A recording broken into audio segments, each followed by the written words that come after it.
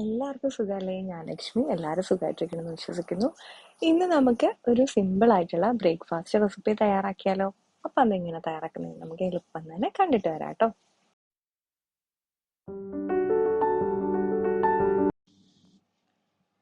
ഞാനിവിടെ എടുത്തേക്കുന്നത് മട്ട അരിയാണ്. നമുക്കിത് 2-3 തവണയൊന്ന് കഴുകിയെടുക്കണം. നമുക്ക് ചെറിയ ചൂടുവെള്ളം വെച്ച് കഴുകിയെടുക്കുകയാണെന്നുണ്ടെങ്കിൽ പെട്ടെന്ന് നമുക്കിതിലെ ചെറിയ അഴുക്കൊക്കെ ഉണ്ടെന്നുണ്ടെങ്കിൽ പോയി കിട്ടും കേട്ടോ. അങ്ങനെ ഒരു 3 തവണയെങ്കിലും കുറഞ്ഞത് നമുക്കിതൊന്ന് കഴുകിയെടുക്കാം.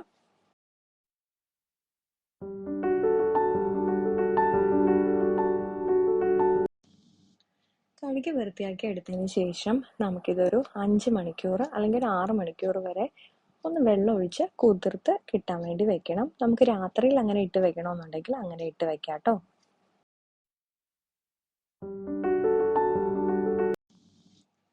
ഒരു 5-6 മണിക്കൂർ കഴിഞ്ഞപ്പോൾ നമ്മുടെ അരിയൊക്കെ നന്നായിട്ട് കുതിർത്ത് വന്നിട്ടുണ്ടായിരുന്നു കേട്ടോ. അപ്പോൾ ഇതിലേക്ക് ഞാൻ അരിയും കുറച്ച് തേങ്ങയും നമുക്ക് ഇതിനാവശ്യത്തിനുള്ള ഉപ്പും അതുപോലെ തന്നെ നല്ല ജീരകവും കൂടെ ചേർത്തിട്ട് ഒന്ന് അരച്ചെടുക്കാൻ പോവാട്ടോ. നമ്മൾ ഇത് വെള്ളം ചേർത്തല്ല, ഈ നമ്മുടെ അരി നന്നായിട്ട് കുതിർന്ന് വന്നേക്കുന്നതുകൊണ്ട് നമുക്ക് വെള്ളം ചേർക്കാതെ തന്നെ നന്നായിട്ടൊന്ന് അരച്ചെടുക്കാം.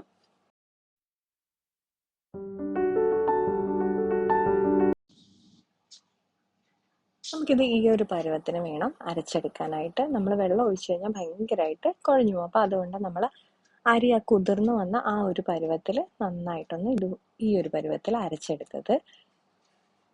ഇനി നമുക്ക് ഇതൊരു വാഴയിലയിലേക്ക് ഒന്ന് പരത്തി കൊടുക്കാം. നെയ്യ് ഒന്ന് പുരട്ടിയതിന് ശേഷം പരത്തി കൊടുക്കണമെന്നുണ്ടെങ്കിൽ അങ്ങനെ കൊടുക്കാം, അല്ലാന്നുണ്ടെങ്കിൽ നമുക്ക് അല്ലാതെയും ചേർക്കാം കേട്ടോ.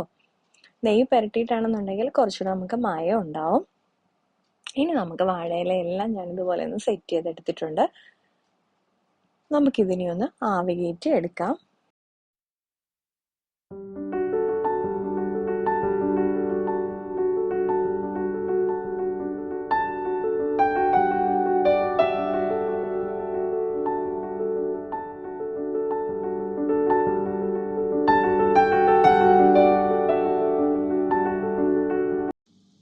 നമ്മൾ മട്ട അരി കൊണ്ട് തയ്യാറാക്കുന്നതുകൊണ്ട് ഒരു 8 തൊട്ട് 10 മിനിറ്റ് വരെ വേണം നന്നായിട്ട് ഇതൊന്ന് വെന്ത് വരാനായിട്ട്.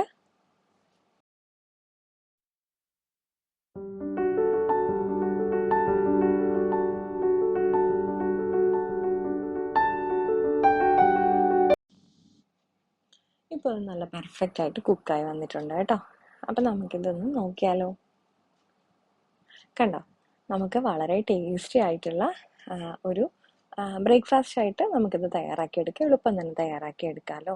കടലക്കറിയുടെ കൂടെയോ അല്ല മുട്ടക്കറിയുടെ കൂടെയോ ഇല്ലെങ്കിൽ നമുക്ക് സാമ്പാറിൻ്റെ കൂടെ ആണെങ്കിലും ഒക്കെ കഴിക്കാം കേട്ടോ. അല്ലെങ്കിൽ ചമ്മന്തി ആണെങ്കിലും വളരെ ടേസ്റ്റി ആയിരിക്കും.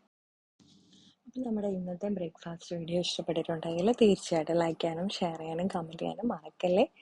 വീണ്ടും അടുത്ത വീഡിയോയിൽ കാണാം. നന്ദി, നമസ്കാരം.